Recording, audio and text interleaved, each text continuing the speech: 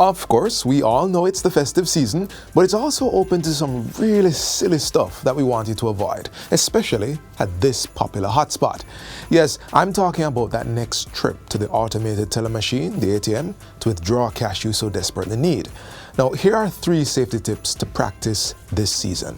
Number 1, avoid using ATMs at night.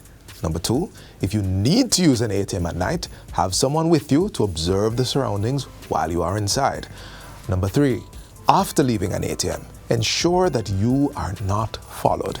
If you are, do not go to your home or your residence, but go to a crowded area and call the police or security emergency number.